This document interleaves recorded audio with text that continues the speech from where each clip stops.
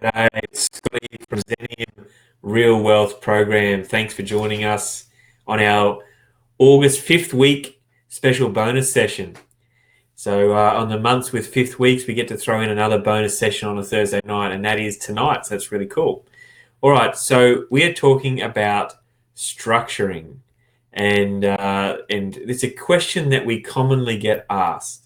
So whether it's something from buying your own home or investment property, right through to partnering with others, as in partnerships or syndicates, renovations, developments, flips, options, all that sort of stuff. So we're talking about that this evening. I need to put a disclaimer up front. I am not your lawyer. I'm not your accountant. I'm not your financial planner. I'm not your mortgage broker or anything like that. So this advice isn't advice tonight. Anything that you hear is general advice only, and we're talking about general market conditions. We'll be talking about things that I've done personally, things that we've seen our clients do, and of course, things that we've seen others do. This is not specific to you and your requirements and your needs.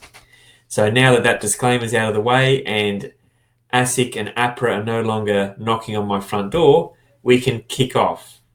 So we're going to start with buying our own home. All right, so obviously there's a lot of people on our program, and they range in experience and skills, okay?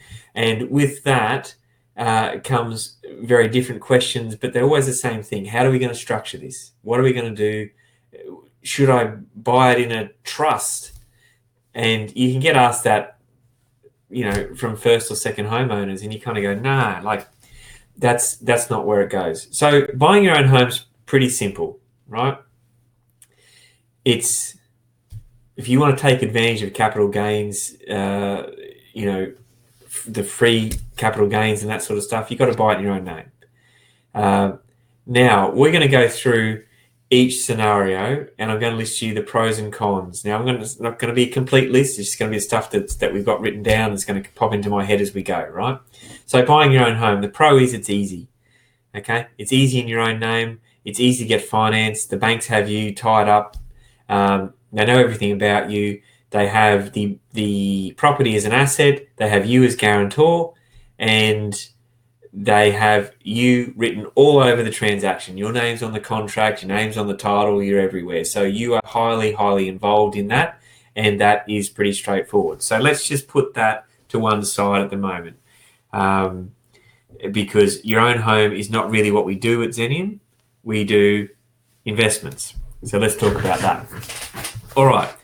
One thing I will say is that if you talk to a lawyer or an accountant or a financial planner, you're probably going to get three different opinions on how you may structure something. The lawyer is going to structure it in such a way that you're completely protected from an asset perspective.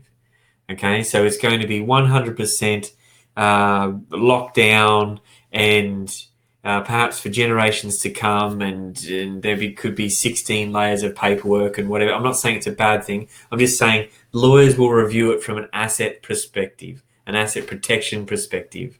So it might not be the simplest, and it might not be the best for tax, and it might not be the best with superannuation and other bits and pieces, but it will probably be the absolute best for asset protection.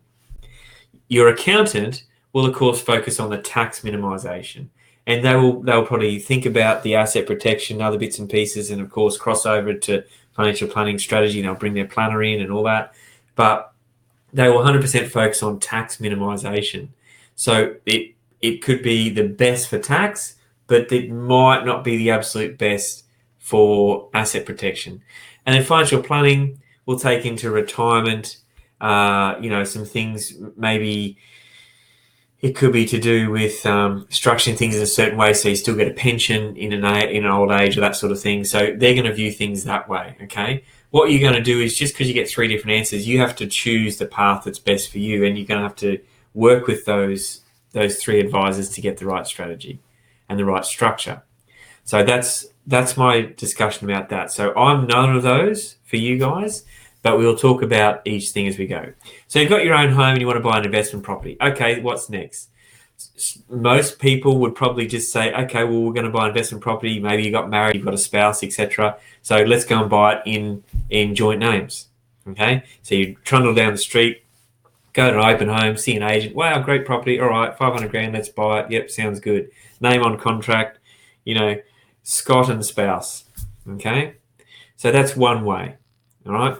Obviously, the pro is it's just as easy to do as your own home. The con is that property now is another liability under your own name. Okay, so should you buy it in as a partnership? Well, that's a question we often get asked, and for that, I'm going to throw over to our guest presenter tonight, who's just joined us. Todd, you logged in, matey. You got video? You got audio?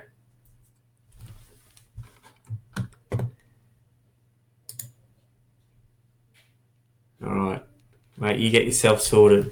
So, what happens is you got your own home. You go into investment property. So, should you buy in your own name for an investment property, or with you and your spouse, or should it be like joint tenants in common? Should it be a partnership? All those things. So that's where we're going to head with our next thing. Todd, do you see those buttons down the bottom of the screen where you got mic on and off and cam on and off? You need to hit them. Yeah. Oh, you're there. All right. Sorry, I had some technical difficulties. Oh, that's okay. All right. So we can hear you. Have you got webcam? Or you got pants on, or are you going to leave webcam off? I can put it on if I want. Yeah. All right. Because then it looks like I'm actually talking to someone. Okay.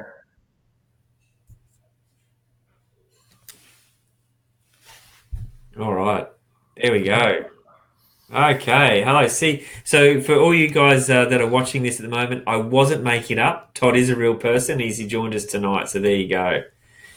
So Todd, we've just covered structuring for our own home, which is straightforward, right? It's in your own name, and there's capital gains and all that sort of stuff that you get advantage of. Now we've got some equity behind us. We're going to buy an investment property, and the most common thing is that do you just go and buy it with you and your spouse? But sometimes we get asked, well, should we put that in a company, or should we do it as a partnership? And so what I want to touch on, and for everyone's quick background here, is Todd is a finance guru. So once again, all those disclaimers at the start. He's not a lawyer, he's not an accountant, not a financial planner, but he will be able to talk to us about how banks view the different structures. And I think that's really important, because you've got to talk about those structures with those finance, with lawyer, accountant, and financial planner yourself. But we need to know if the bank's even going to give us any money. So Todd, we've got a couple, they've got a house, they're going for an investment property. Now there's two options straight away. They can buy it in their own names together, like, tenants in common, etc., joint tenants. They could do it in a partnership, or they do it in a company. Tell me why they would or wouldn't do it in one of those ways.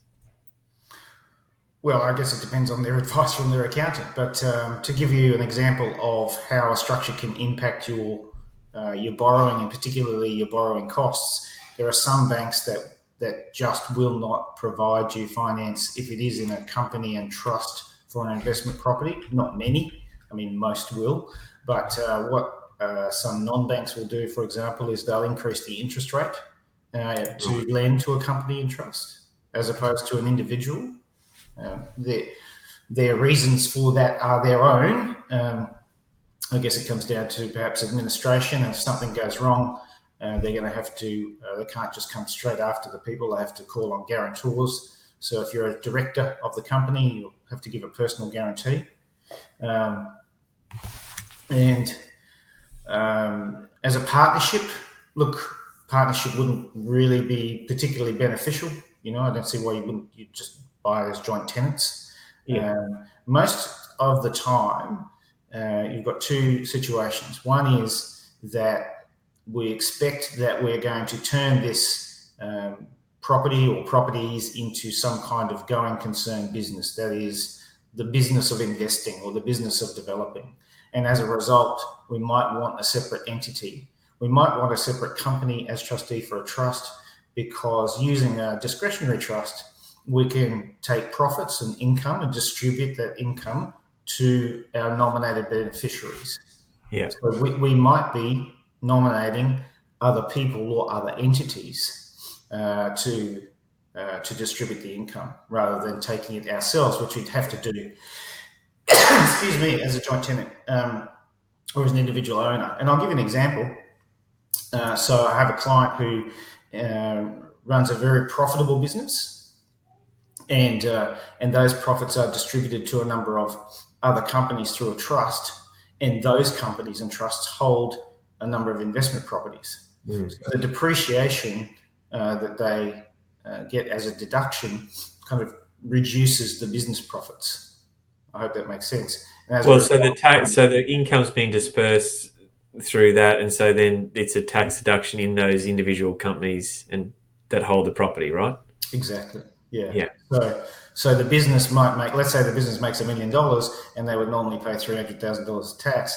They're taking that million and they're distributing it to a number of different trusts, and those trusts hold residential investment properties for which they get deductions. Yes. So if they're losing money, for example, then that comes off that profit, and as a result, it pays less tax. So, I mean, that was some fairly smart structuring. If it's just a case of, well, we want to buy an investment property, you probably should talk to your accountant about, from a taxation perspective, which is the best way to do it, because you might have one partner earning a lot of money and another partner not earning much, and you might like to distribute that income in a different way. In terms of going to a bank, as I said at the start, it really comes down to some banks will charge more for that different legal entity, and you just have to be aware of that. Particularly if you're, say, an overseas buyer, someone, a non-resident. Many banks struggling to provide finance to non-residents or Aussies that are expats, and we had one recently where we had an Aussie citizen overseas, and he wanted to buy the investment property in a company and trust because he and his brother were doing it, and the number of banks, probably 4 out of the 5 banks we spoke to, would not lend to that entity because he was an overseas borrower. They wanted it in his personal name. Right. Okay. All right. So we've got our own home, we've got an investment property. So the simplest way to get an investment property is as a single or a couple, just to do your own names. But there's difference in, as you touched on with your talking to your accountant, is like if one earns substantially more than the other and it's a couple, then you need to consider perhaps structuring the ownership of the property in relation to that as well. So if we want to explain that, so say that, let's do a really extreme, say there's a couple, one's in a really good paid job and one doesn't earn any money, so to speak, then the question would be, would you own that property 50-50 or would you own it in a different split? Because then those gains from the property and the rent from the property, any of the rental income, would be split differently. And because, of course, you can split anything from 50-50 to 99-1, right? Sure. And what I would expect to see in that situation is that the couple would come to us for a loan, and it's more likely that we would be buying the property in the person's name that is not earning an income, assuming that it's cash flow positive and we're going to get some cash out of it, right? Yeah. If it's a negative situation, then you'd be putting it in the other name to reduce their tax. But I would expect if it's generating cash, it would be in the other, the one partner's name that has no income. Now, yes, you can buy a property in one name and have the loan in both names. So right, in that situation, of course, if partner B with no income comes along and says, well, I want to buy the property, the loan cannot be in that partner's name only because they don't have any income. sure. So you do the loan in two names and own the property in one name so that the income's distributed to that person. You cannot do it the other way around. So you can't have the property in two names and just have the loan in one name. And Gotcha. the reason is because the property is owned by two people. And so, in terms of providing security to the bank, there's no link between the two parties back to the one loan. Now, in the past, we might have done that as a guarantor loan. We might have said, oh, well, partner A can guarantee it. But in recent times, that policy has changed where banks will want to see, well, what is the financial benefit of that person, being a guarantor to this loan. So yes.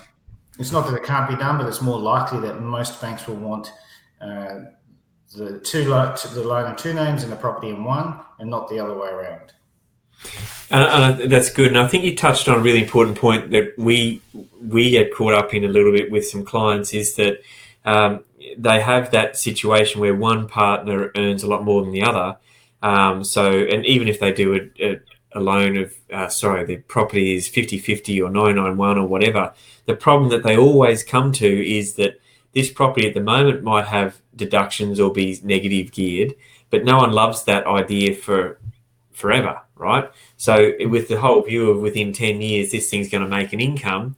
Yes. So they're sort of saying, well, hang on, I want the tax deductions at the moment for the high income earner, but then I don't really want to add more income in 5-10 years time to that income earner. I want to disperse that to the one who doesn't earn as much. And of course, with the two names on there, you've got to decide that before you even enter the transaction, right? Yeah, otherwise you're going to find yourself in a situation where you're transferring the title and paying stamp duty across to the other person. And who wants to pay the government any more? We already pay them. Yes, exactly. For the same transaction, basically. For something you already own. Yes. So, yeah, that's not smart. All right. So with that in mind, if it's a fairly, they're sort of earning the similar sort of thing and they do 50-50, you can build a portfolio. But how long can you build a portfolio for that? Like, can you do 2 properties, 3 properties? If they're, say, neutral or semi-positive geared, does that ever run out if it's in your own name? What do you mean by run out? Or your ability to keep financing?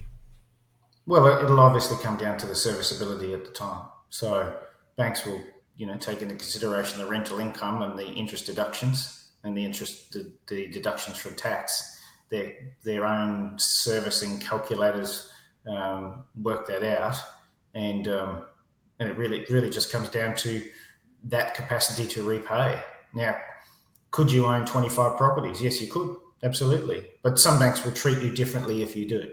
So. Yeah, okay. So one bank, if you own more than 5 properties, they will treat you as a professional investor, and they'll start doing things like discounting the rent further than they normally would when they assess you, because they believe that you are rent reliant, which seems a bit silly to me because I'd rather be reliant on 6 properties than one job, but that's just the way they are. Yeah. So really, once again, where I would think that banks would say, well, you own 5 more properties, you're one of our best clients, they start, penalising you. They start limiting the income, yeah. So they might say, well... I love the banks. Yeah, so for normally they might say for every $100 of rent, we're going to apportion 80% or $80 of that towards your capacity to repay. But they may start bringing that down to 70%. So you're losing 10% of the income. That you could use to repay the loan, and which you are receiving. But, yeah, that's right. They discount it. Okay, so with that in mind, then is that the same situation when you go to another type of structure, like a company or trust or something? Like, what happens in that? Are you immediately classed as a professional investor, or they don't have that sort of same? You're not classed as a professional investor just because you've got a company and trust structure. It's more about the amount of properties that you own. Okay, so let me get this straight. So that's the amount of properties that entity owns. So if I had ABC Company and it has 4 properties in, then it would be class. But if I went to 5 properties with that bank or something, they might say, well, now you're a professional investor. Is that what I'm understanding? Yeah. So what I could do is I could have 4 properties in ABC Co, and then I could have another 4 in XYZ Co, and we're never going to cross that sort of threshold, or do they group them all together? No, they group them all together because you provided a personal guarantee across all of the debt load. And, okay. And when an assessment is done, it's done across all of your liabilities.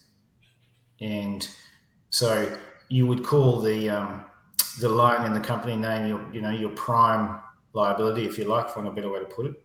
And you provide the personal guarantee to that. So that's contingent liability, and as a result, you could be called upon to pay that. So they will use it within your assessment, within the assessment process. So if you've got 4 companies, 16 properties, they want to know the details of all of those. You can't separate them. Okay. So then we can't get around that. So why would we ever move to a company / trust or some other structure like that? So why would you ever do that? Well, depending on your current employment and your asset protection strategy. So to give you an example, let's say that you run a business and you have some risk of being sued or damage, having some damage occur where you are under attack personally. Yeah. In litigation, then you may be, part of that attack may end up in personal bankruptcy, and or you may have to liquidate your personal assets to repay some kind of litigation that's been made against you, which your insurance doesn't cover. So in that case, let's say someone's coming after you for your assets, then holding them in your personal name might be a very dangerous proposition for you. Right, and this is what I touched on just before you jumped on, was about different structuring styles for tax versus asset protection versus retirement planning. And the lawyer would be focused on that sort of asset protection side. So, okay, so once again, these are the sort of decisions you got to make before you enter into a property, because even if you have it in your own name as with your wife or husband or spouse or whatever, and it's not very easy to transfer that into a company name down the track. There's a whole bunch of costs and redo. Yeah, mainly stamp duty costs, obviously. I mean, there could be an argument to say that you shouldn't have any assets in your personal name, even a family home. And for those reasons, you've got trading risk and you've got that litigation risk. If you're running a business as, say, a sole trader, and which provides no legal protection, and you've got your own home in your own name, then you're at risk. Yeah. You're at risk of all of those things happening. Someone coming after you for your assets, and the only one you've got is your home, well, you're going to have to liquidate that. Yeah. So if you're a risky person, such as perhaps me, who lives in the property space, then you really don't want things in your own name, right? And so if you're starting to build an active portfolio, you've got to think about this strategy and how much you are at risk. And I think that's a really good point you touch on. If you personally tick off enough people or do something, or you might not tick them off, you just could completely get blindsided by something in your career, then those assets are at risk. Absolutely. I mean, people don't like to think about these things, but they happen. Yeah. So the building industry right now is under a lot of pressure and a lot of regulation, and for some builders, they are sole traders and they have their family assets in their own name, and if their building company collapses and they owe money to creditors, those creditors will come after them personally because they're a sole trader. Yeah. If there was a company in the middle of that, they could only come after the company and its assets, which is pretty much nil, right? So, or if the family home was in a company, then that person becoming personally bankrupt wouldn't impact on that entity. Yeah. Okay. So what we've got 7 minutes left to go. So I just want to cover with you specifically the difference between whether it's paperwork or requirements or banks' view on you getting loans personally, as in the person, versus if you have corporate and trust structures. So we'll let the watchers decide which structure is best for them. But let's just outline the differences in terms of when you as a broker, if I come to you and say it's for my own name, you ask me for this, or if it's in a company, you're going to ask me for whatever. So just briefly outline the difference. So if you're applying for a loan in your personal name, then we'll ask you for all of your personal information, your assets, your liabilities, your income, etc., including if you're running a business, your financial statements and tax returns. If you add a company and the company is trustee for a family discretionary trust, then we'll want details of that company and we'll want a copy of the trust deed itself. The bank will review that trust deed and make sure that it's a legally binding trust deed and that trust has the power to borrow money, which most do these days. I mean, I haven't seen one come back that doesn't, but some old trusts have some different kinds of clauses in them that banks don't like. The actual amount of information collected is not that much more. It's not that much more difficult. Where it does make a difference is if we're going to a particular bank and they charge you more for borrowing in a company in trust, then they would be the first one. Okay. So the documentation is not particularly more onerous unless you've got multiple companies upon companies? Yeah, that's right. Yeah, okay. All right. So, then again, if you're doing that structure, you've either got lots of properties or lots of reasons to have those structures to protect assets, right? Yeah, so I would be, if you're embarking on a property investment or any kind of asset purchase, I'd be talking to your accountant and your lawyer about a number of things. One is your tax planning. Secondly, asset protection. Yeah. I know you mentioned retirement, but I'm going to throw in estate planning. Yes. Because sometimes people go and do a will in their personal name and they forget that they own their investment property in a trust. Yeah. Or it's not done correctly, and all of a sudden the assets in that trust are not theirs to give away anymore. So there's a number of reasons to get professional advice about the structures and determine which one is correct for you before you make that purchase. Yeah, that's good. That's good. All right, so I think we've covered personal structures, and that we've covered the first investments, building a portfolio. Is there, apart from serviceability, if we're using companies and trusts to build portfolios, is there any limitation from finance, or is it just serviceability? It's just serviceability. Yeah. Okay. But they don't really have an issue with how you're structuring it as long as they can capture the income. Yeah. Okay. And as long as you do the personal guarantee. Yes, which you'll have to. You won't have a choice about that. All right. Well, in the last few minutes, because you're across some of our projects, but we often get asked how we structure our projects, our micro and small projects that we do with our clients, because we always use companies and trusts, and of course the main reason is twofold. Firstly, we always create a new entity for a new project, so it's clean and it's isolated, and that entity only does that project. And secondly, and on that point as well, then we shut it down at the end, so we get rid of it, so it doesn't exist any longer.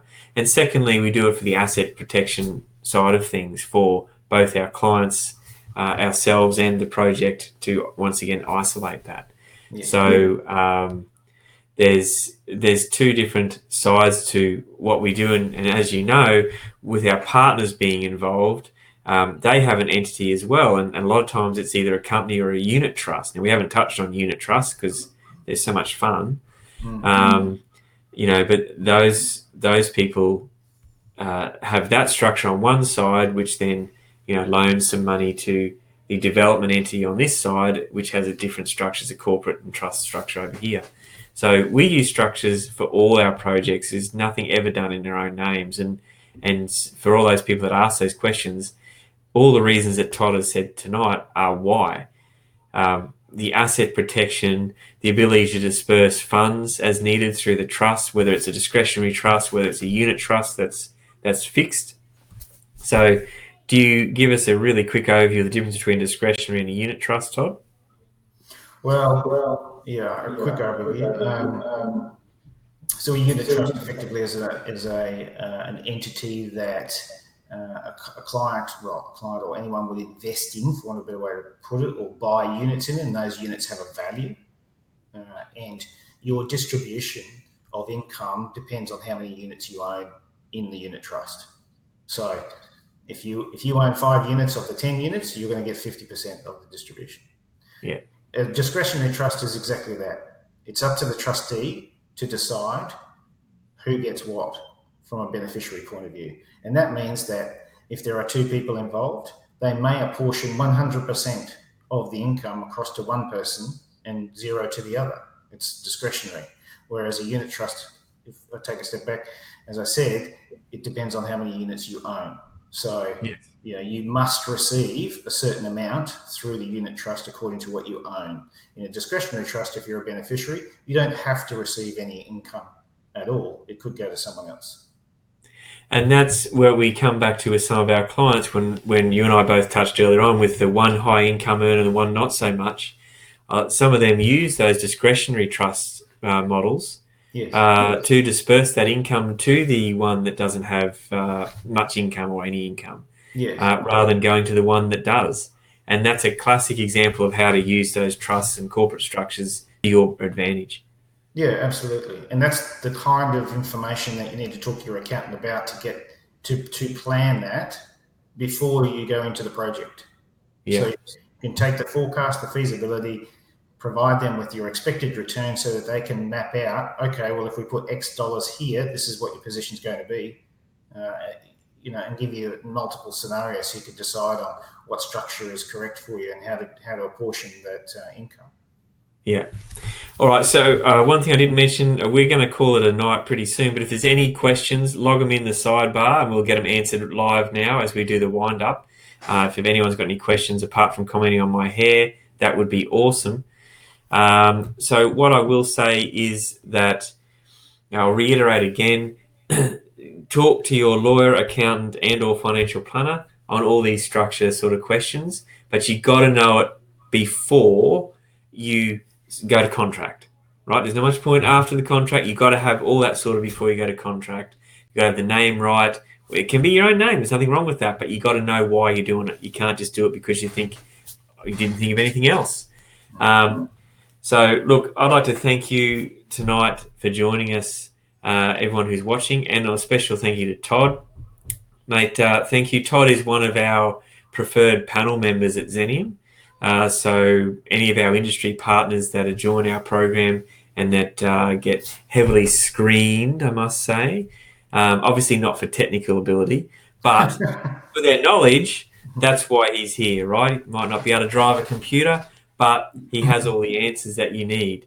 So if you need to speak to a lawyer or an accountant or a financial planner or a mortgage broker who's sitting on your screen tonight, you need to contact us at Xenium. We can put you in touch with all those people, the right people in your area. We'll have a quick chat to you, find out where you are, what you're chasing, and we'll give you a list of names and some of our, of course, preferred panel members. All right, there doesn't seem to be any more questions, which is fine. Obviously, my hair was the topic of the evening. Todd, thank you very much for joining us this evening. Mate, I know we'll see you again about something that's probably not so dry.